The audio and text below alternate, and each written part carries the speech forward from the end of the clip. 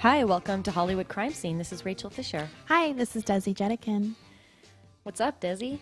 You know, just boycotting Twitter. I think I boycotted Twitter for about 10 hours. Probably the same, but then I felt like it was very boring, so the world needed me. Well, it was very boring, but also I felt like women shouldn't be the ones to have to boycott Twitter. Men should be the ones to be like, ladies, we'll let you have the site for like a week. Oh, I just don't even care anymore about anything. There it is. Everyone just do what they want.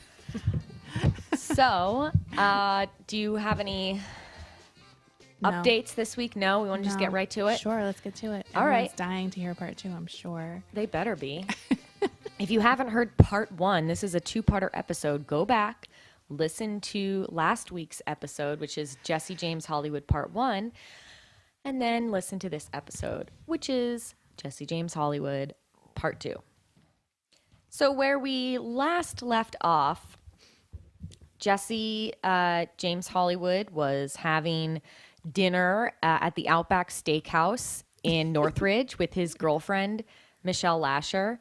Meanwhile, Ryan Hoyt, Jesse Rouge, and Graham Presley were with Nick Markowitz at the Lemon Tree Inn in Santa Barbara. Ah, yes. And Nick Markowitz was preparing to go home back to the San Fernando Valley, where he was going to be returned to his family, and this whole ordeal was supposed to be over.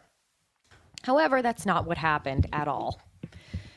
Around midnight in the wee hours of August 9th, 2000, Ryan Hoyt, Jesse Rouge, Graham Presley, and Nick Markowitz were in the car headed back to the San Ynez Mountains.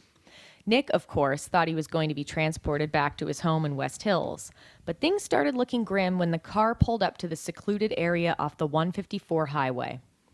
Graham Presley, who was 17 years old, he stayed in the car, and Jesse Rouge and Ryan Hoyt led Nick up toward a boulder known as Lizard's Mouth. This was where the grave that they had dug earlier was. Nick was then duct taped on his wrists and his mouth and his ankles, and Ryan Hoyt proceeded to whack Nick on the head with a shovel before he was shoved into the shallow grave. Ryan then pointed the Tech 9 at Nick, blasting 9 bullets into his chest, neck, chin, and stomach. Nick was dead. What? Just kidding. This is really fucking sad. I mean, we're laughing because of my delivery of that line, right.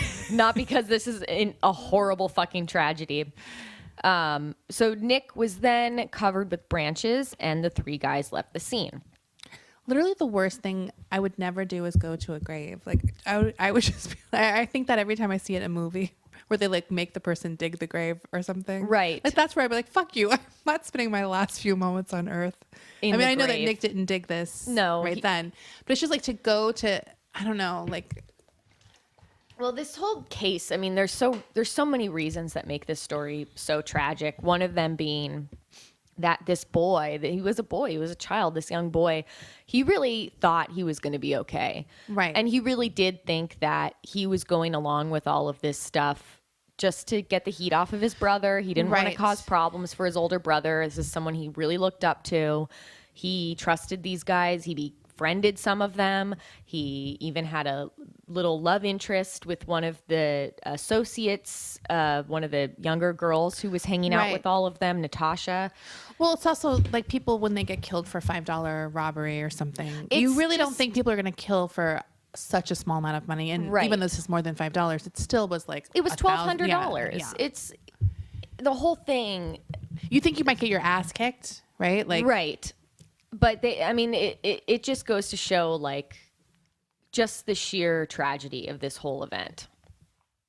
So Ryan Hoyt and Jesse Rouge then dropped Graham Presley back at the Lemon Tree Inn, where he stayed until around 6 a.m. His mother, Christina, later recalled that when he finally came home, he was visibly shaken, and she knew that something was wrong with him. Ryan and Jesse Rouge then returned to the valley. Jesse Rouge gave Ryan some money for completing the job. It was about $400 that he gave him, and I guess his debt to Jesse James Hollywood was then taken care of because he killed Nick Markowitz. Right. And Ryan Hoyt took the money and went on a little shopping spree. which talk about a grim shopping montage that would be. Ryan's 21st birthday was the next day on August 10th, and to celebrate, him and his boys partied it up at Casey Sheelan's house. Now, Casey Sheelan was the owner of the car that was used in this job to kill Nick. Casey later told police that he remembers Ryan drunkenly talking about the murder in an incredibly cavalier manner, and that it hadn't appeared to sink in for him yet. So this fucking asshole, Ryan Hoyt, not only does he go on a little shopping spree with the money he gets immediately after he kills a guy, but then he goes and lives it up and throws a party for himself for his 21st birthday with all his boys, and he's just drunkenly talking about, I just killed a kid. It was really fucking badass. Like, I mean, just what a terrible human being. So on Saturday, August 12th, Nick's body was found by a group of hikers. The summer heat had worked hard to decompose Nick's body, and it took 2 days for police to identify him. Detectives managed to match his fingerprint to a record from when Nick had been arrested for weed a year prior. And when Natasha, that was the girl that Nick had sort of developed a crush on while he was being kidnapped, when Natasha saw Nick's photo in the local newspaper the next day, she broke down. Because she really was like, this is the girl who was really getting on Jesse Rouge. Like, you promise he's going to be okay. Talking to her friend Graham Presley, you promise Nick's going to be okay. This is all going to be over. This is all just a stupid fucking game. I mean, she was really concerned. And she's also the one who we talked about in last week's episode. Her mom, she was going to tell her mom everything, but didn't end up telling her mom. She just told her mom kind of vaguely. And her mom was like, if your friend is in trouble, you need to go to the police. But she didn't go to the police. She just confronted the boys. So, but Natasha, when she saw Nick's photo in the local newspaper saying that he was dead, that was obviously, she was horrified and heartbroken and furious. So first she confronted Jesse, who allegedly said to her, "It's not what you think," which I don't know what kind of a response that is. Like, what do you mean it's not what I think? It says he's dead. It says they found his dead body. What does that mean? Are you Weekend at Bernie'sing him? Like, is he really not dead? Like, it's a prank. It's a prank? Yeah. What is this? So then she went to her mom's law office and told them. And by 4 p.m., she was spilling the entire story to detectives, including giving the names of people, the addresses. I mean, she was giving details to these people, to the detectives. On August 16th, arrests were being made. The first arrest was Jesse Rouge. Next was William Skidmore, who was involved in the kidnapping. And the next was Graham Presley. And finally, Ryan Hoyt was arrested. And when the guys all sat down with detectives, they all pointed the fingers at each other. They were telling conflicting stories, but they were talking. They were absolutely talking. Now, Ryan Hoyt did not ask for a lawyer, and he denied any involvement with Nick's kidnapping. He wanted detectives to know that he had nothing to do with the kidnapping from the moment that Nick was beaten and put in the van down to restraining him with the duct tape at Lizard's Mouth. "The only thing I did was kill him," he said. Which, if you're going to try and claim the moral high ground, I feel like you can't end it with "the only thing I did was kill him." Like, that's some kind of I've never heard that said with "the only thing I did" before it. Right. That's what I'm saying. It's like I just really those two phrases do not go together ever. No. Like, he's trying to claim some, like, you know, I'm such an upstanding guy. Like, I didn't kidnap him. I didn't beat him up. I didn't take him and hold him hostage or duct tape him. All I did was kill him. Geez, what do you want from me? So it's bizarre, but these people are very dumb. Right. They're not smart.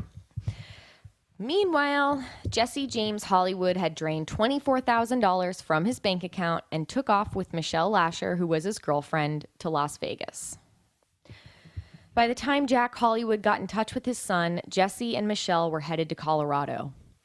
Now, Jesse and his family had lived in Colorado a few years back in the 90s, so Jesse had some connections there. Jack called up his friend, Jesse's godfather, a man named Richard Dispenza, who lived in Colorado Springs, to tell him that Jesse was headed that way and that he was in trouble. So keep an eye out for him. Right.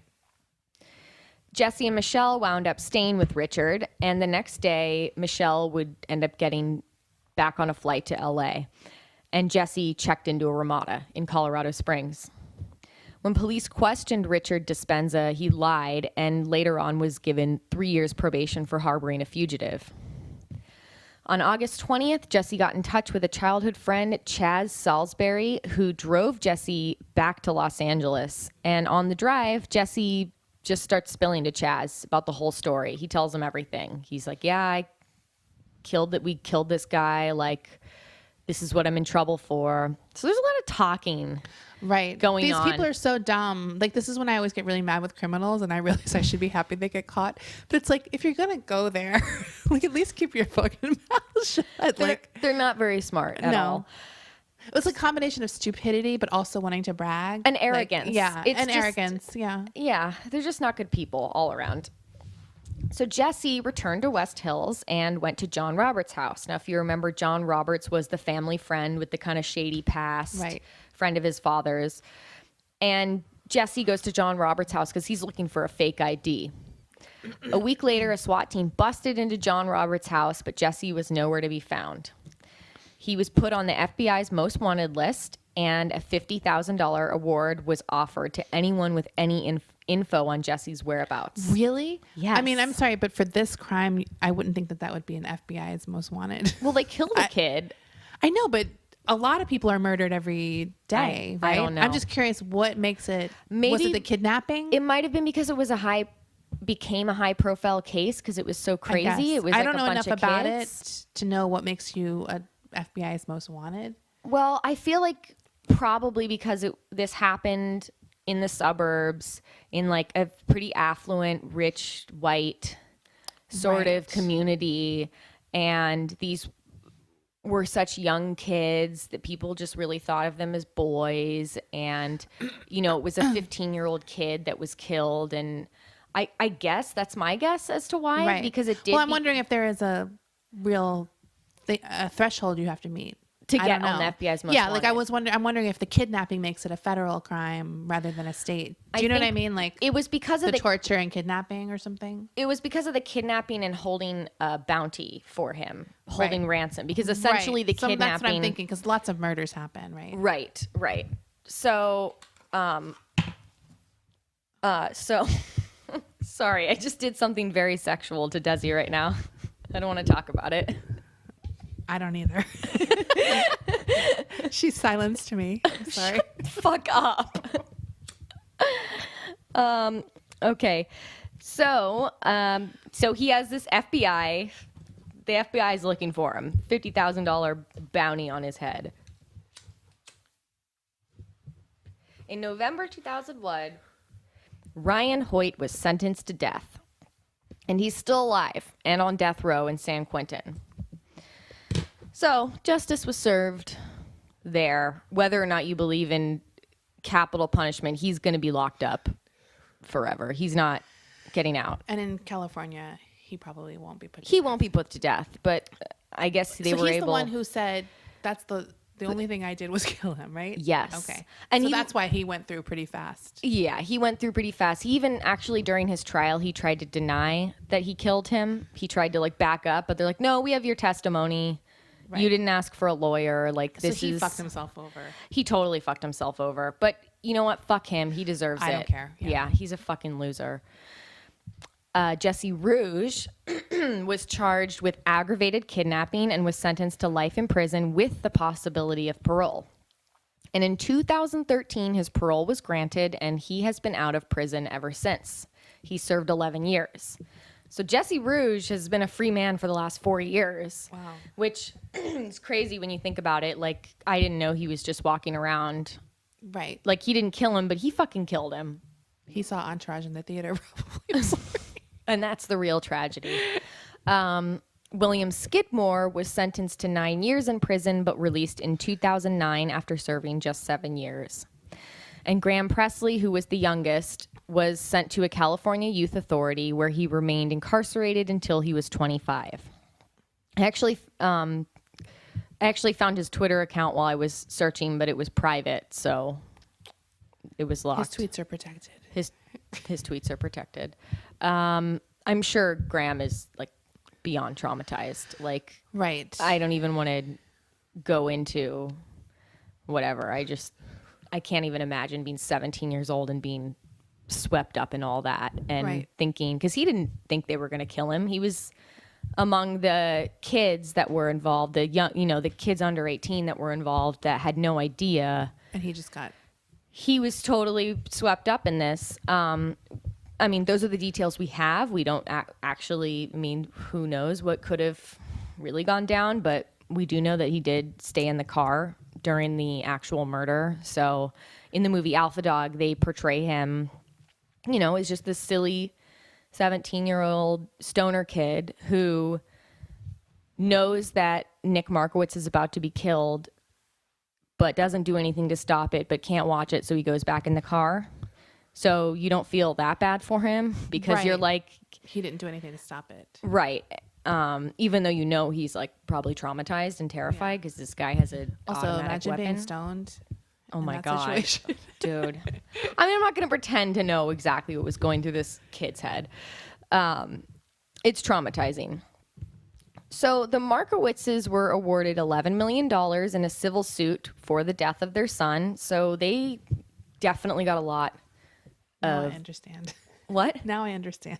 Now you understand. Okay, go. Yeah, sorry. They got a lot of money for the pain they went through, and we're going to talk about the aftermath. But who did they get money from? Like the aftermath?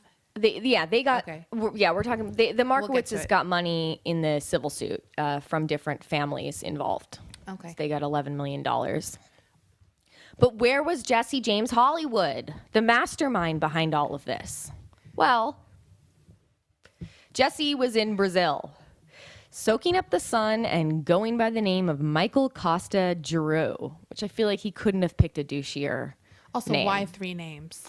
Because he's a douchebag. He thinks he's a teen heartthrob from the late 90s.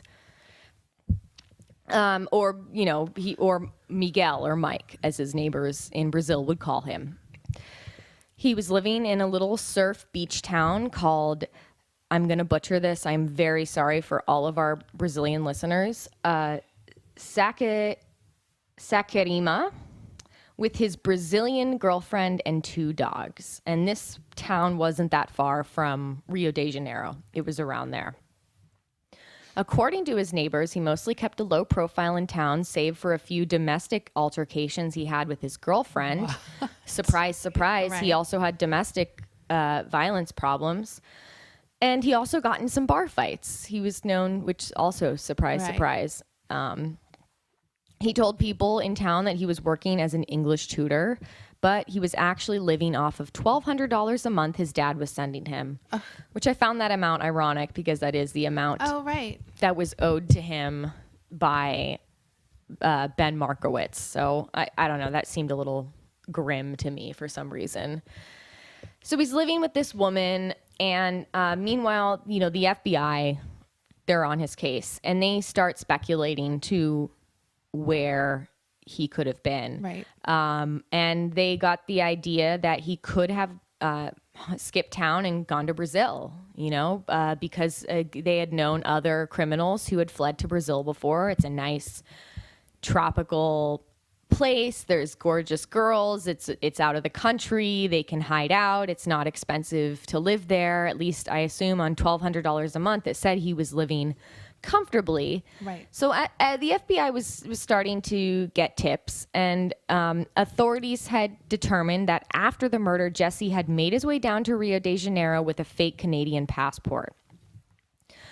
The FBI had been allegedly also monitoring phone calls between Jesse and his father, Jack, before they were able to locate him. Because, like I said before, Jesse and his family were still very much keeping in contact with each other. His dad was sending him money to live there. Meanwhile, back in West Hills, Nick's mother, Susan, was rightfully suffering and going through a really, really awful time. Her son had been murdered, and in this highly publicized case, she has to live through this.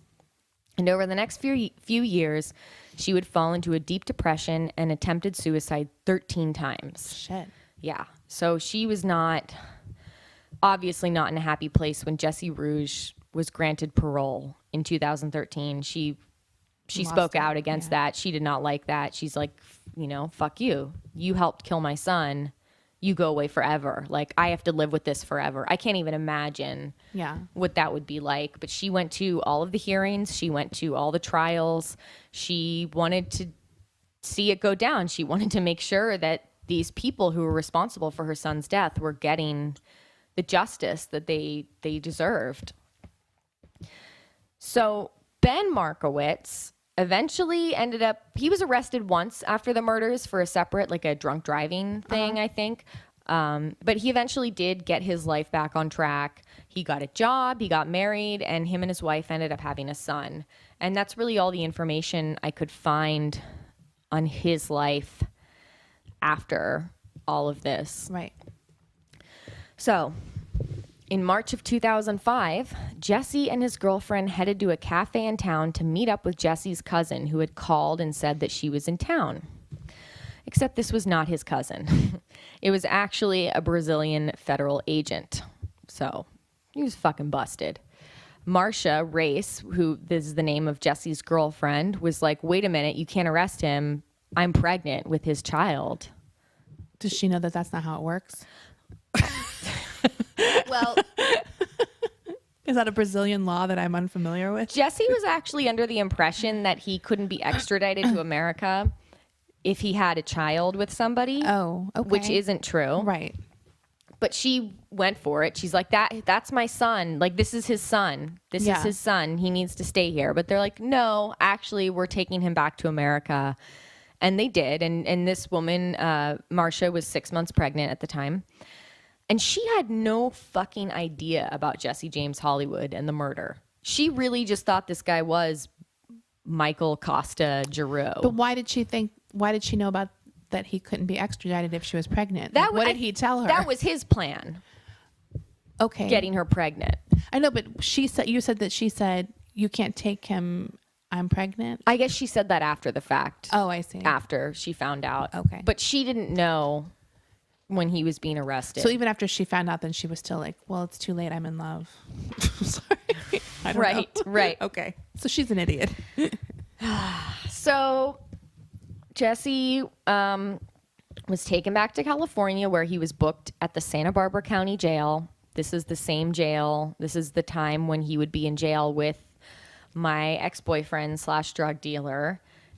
This is how I found out about who this guy was in the first place, was one of the many times I picked him up at the Santa Barbara County Jail back in my drug days. And around that time, Alpha Dog had gone into production Alpha Dog had gone into production before Jesse was captured. But of course, after he was captured, there was a lot of buzz surrounding the pending release of this movie. And I remember talking about it in Santa Barbara back in 2006 before the movie came out with my people. Like, oh, did you hear this story? This kid got murdered right here in town. He was a drug dealer. Oh, I know him. Oh, I sold him drugs once. Like, I mean, it was like, it was buzzing. And it became actually, the pending release of the movie was actually pretty controversial at the time, because Ron Zonin, who was the prosecutor for this case, was accused of collaborating with the filmmakers in an attempt to capture Jesse James Hollywood. Now, Zonin did cooperate with the filmmakers, but he was not paid for his services.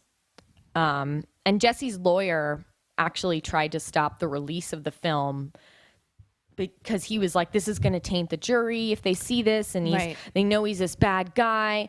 But the judge denied the request, and the film ended up being released in theaters across the country in January of 2007.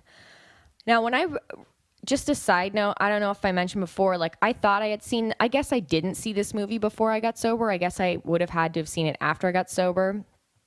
What I'm remembering is that we talked a lot about the movie being released, but it was really the movie did come out in Sundance a year prior, but it didn't get a wide release until January of 2007. So Jesse James Hollywood, he pleaded not guilty to the murder of Nick Markowitz. Pretty bold. But the jury was like, no, I don't think so. And in July of 2009, Jesse was sentenced to life in prison without the possibility of parole.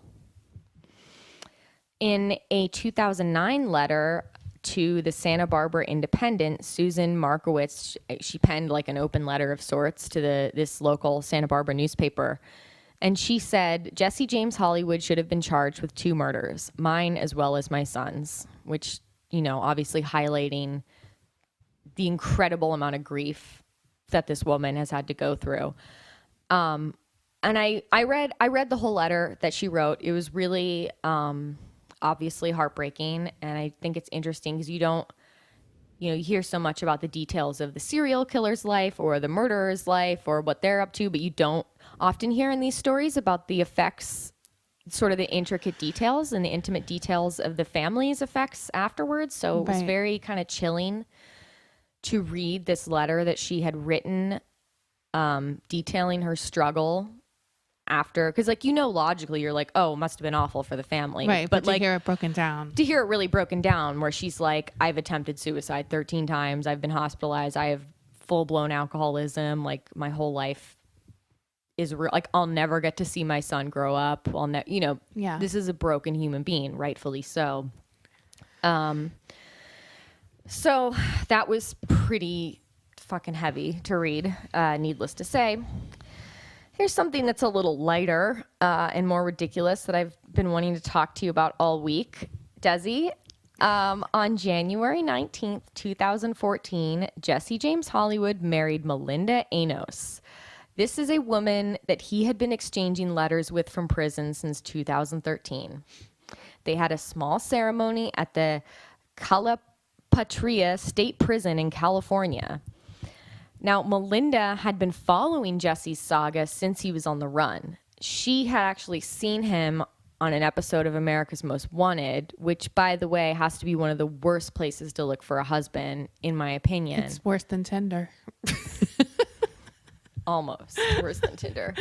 And she was like, oh my God, that guy's so fucking cute. She also like, who are these women? I'm so angry. This made me so angry because this isn't even an unusual fucking story. This is like every single fucking high profile murderer ends up getting some woman or multiple women who are in love with you them. You like people with damage. You think you're going to change them and make them happy. But if they're in prison. First of all, if they're in prison, A, because you can't see them, especially if it's life without the possibility of parole, and B, because they murdered a fucking child. It's like I can't even I could wrap my head around it more if it was like he was in prison for drug charges that were nonviolent. But that he would be out one day? But he'd be out one day. Right. And also just the moral factor of it that like I could never, like as a sober woman, as a woman who is healthy today, I could never see myself falling for someone who fucking murdered someone. No. And no dick is that no good. dick is worth it. And I bet this guy didn't even have a big dick. No, he sucks. He sucks in bed. Oh my God. There's just no way. He doesn't eat ass. We don't know that before ass eating was popular. But that's what I'm saying. It's like he's been locked up for so long. He doesn't eat ass. He doesn't know how to eat pussy. He's just not a good guy all around to fuck or to commit holy matrimony with. Right. But what happened to the Brazilian girlfriend? She have his baby? Shafted. She did have the baby. What an idiot. I'm sorry. Seriously. I just can't believe it. So, Melinda agreed to do an interview with the Santa Barbara Independent, the same newspaper that Nick Markowitz's mom did the interview with. It's a fucking beautiful interview. I'm going to read some excerpts from it because just this, we need to break down the psychology. And how old is this woman, or was she when this happened? Like early 20s? Or? No. Oh, no. She's older because because during okay, let me just finish the rest of this and then we're gonna read it. Okay, so Melinda, she'd been following the saga. She falls in love. So Melinda and Jesse first met face to face in June of 2013, and she said it was love at first sight. Of course. Now, at this time, she was living in Oakland, so the drive to see Jesse was 9 hours. 9 hours she drove to see this guy. Wait. Oakland to Santa Barbara? No, Calipatria. Oh, I thought you said she was in Oakland. That's where the prison is. This isn't in Santa Barbara. Okay. Yeah. So she drove somewhere to Oakland. No, she lived in Oakland, and she was driving down to this prison in Calipatria. Where the hell is that? I didn't look it up because I fucking forgot. So it must be like... It's like far. Okay, so it's 9 hours away. It's 9 hours away by car. Okay, I got confused. I was like, how stupid is she that it took her that long to drive from Oakland to Santa Barbara? It's in Imperial County. I think that's like east of San Diego or something. Oh, okay. It's fucking far. Yeah, it's by San Diego. Look. Right. Got it. It's far. Yeah. She's driving down. She was making this 9-hour drive every single weekend. What? No dick is worth that. And she wasn't even getting dick. She wasn't even getting fucked. She was just going there, and she's talking about in the interview how gross and smelly it was and in the middle of nowhere it was, and she'd stay at a motel and bumfuck nowhere and then just drive back. Look, it's not like she thought it was going to be different. Like, what is she complaining about? Dude, this woman, I swear to God. I literally want to kick her ass. That's how angry I am at her. So she ends up moving later on to Orange County eventually because the drive was much shorter.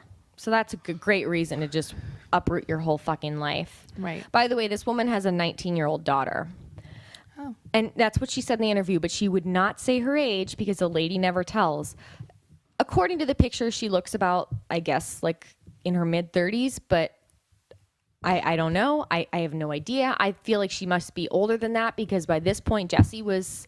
If you're in your mid-30s, you're not saying your age, right? If you have a 19-year-old daughter. Like, you're saying your age, I feel like. So I don't know how old this woman was, but in the interview of her is like very annoying. She's very irritating. Like every other sentence, it's in brackets, laughs. Like she's giggling like a schoolgirl talking to the newspaper. She's stunted emotionally, clearly. She's very much. She obviously thinks that Jesse is innocent and that he got a very unfair sentence. I did my research, she said. Of course. She also thinks that it's unfair that the DA, quote, helped make Alpha Dog. So she thinks it's a big conspiracy. She sounds like she's just repeating whatever he said to her. Oh, totally. Yeah. I mean, and in the interview, she goes on to talk about, we talk about his childhood, and he's just such a nice guy. He's really smart. And Melinda is confident that her husband, Jesse, is a good guy. She swears up and down he's a really good guy, IRL. She believes everything about him is fake news. It's not like he's Scott Peterson, she said. There's hierarchy in murderers. Like, no, he is not. So this is a quote. I think that we should let him out and then he could Scott Peterson her. Sorry. This was my favorite quote from the interview with her. This was about their wedding day. Ugh. Oh, and he wrote his own vows. He's very smart. He uses all these big words, and sometimes I have to look them up. Laughs. It was so heartfelt. One of my friends at the wedding was crying, and his family all say that they've never seen him so happy. I'm sure her friend was crying. Like, I don't doubt that. That's what I was thinking. I was like, yeah. Who says, I mean, I just can't even imagine someone being impressed by big words. Like, sorry. That's like the dumbest thing you can say. It's honestly really tragic. So here's some other quotes. I just want to read some of these interview questions because they were so good. So this was my other one. So this is the interviewer saying, so do you have conjugal visits? Miranda. Wait, what's her name again? Is it Melinda? Melinda, I think. Is it? I'm so sorry. No, I mean, she's a Melinda. It is Melinda Enos. Anus. It's Melinda Enos. Okay, so the newspaper asks her, do you have conjugal visits? And she says, no, but it doesn't bother me. He knows I care for him and I'm 100% there for him. Just because you're in prison doesn't mean you can't have love or give love. A person deserves love no matter what. It's like that Rihanna song. We found love in a hopeless place. God damn. Which, if you've seen that Rihanna music video, I feel like it's a very much like satirical sort of finding love in a hopeless place. It's like two junkies running around town. Right. I don't know. I mean, people will romanticize anything. Yeah. I just can't believe how desperate people are for a boyfriend. I'm sorry. I'm just so grateful. Okay, wait, I want to read some more of these. How does Jesse like to spend his time? He reads a lot. He recently read Mike Tyson's book, another great role model there, and Paradise Lost, and one of the Menendez brothers' books. He also watches TV, comedy, like Arsenio Hall. What What year is this? That's what I said. I'm like, it's 2014 in this interview. Where is he watching Arsenio Hall? He goes to bed early and wakes up early and programs, running, exercising, working out all the time.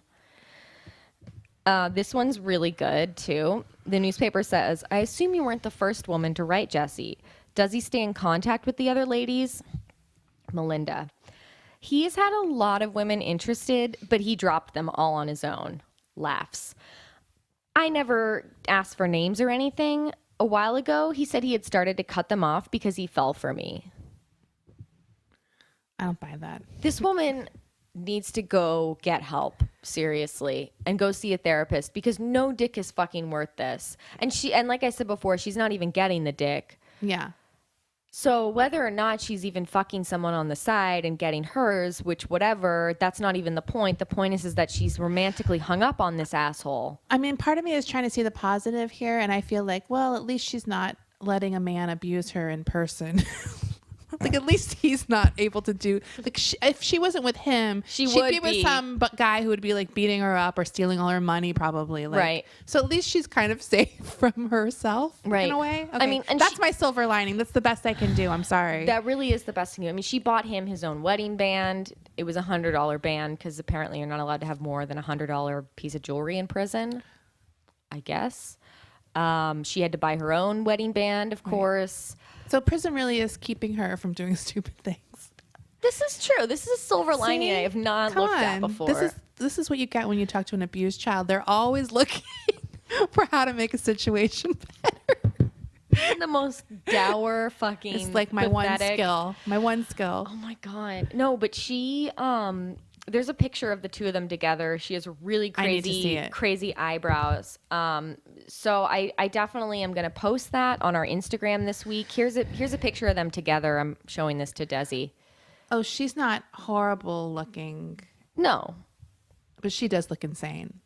She has a look in her eyes. He's not that hot. Well, he's got a receding hairline now, and he's sort of like, here's the thing, is like I can't.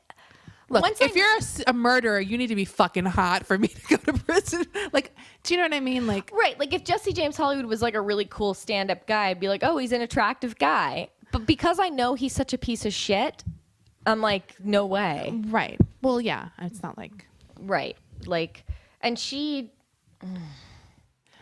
Just as a woman, I get really angry when other women make such stupid fucking choices like this. Well, because it affects everyone. It does. It affects all women. It does affect when you all let of that us. shit go on. It makes the guys think that it's acceptable. Same way when you fake an orgasm. That guy goes out into the world and he thinks he knows how to make a woman come, and everyone's too afraid to say something, and he just keeps going about his business, being bad at eating pussy. So it's like it does no good for any. You have to think of fellow women in these situations, right? And also, it's for men. They need to get better at eating pussy. They need to be better people, and if they're not going to ever learn.